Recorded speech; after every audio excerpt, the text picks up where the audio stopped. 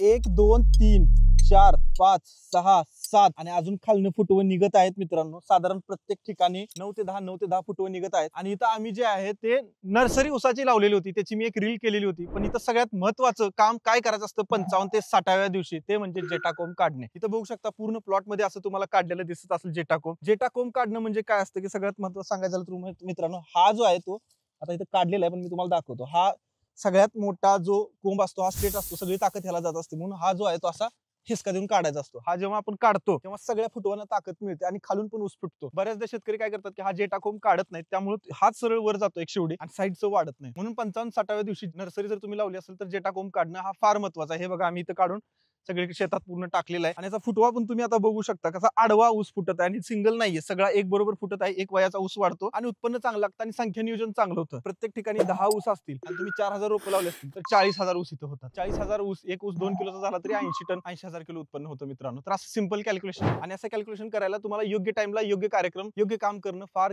गरजेचं आहे मित्रांनो. हे तुम्हाला माझं नियोजन कसं वाटलं सांगा आणि फॉलो करायला विसरू नका.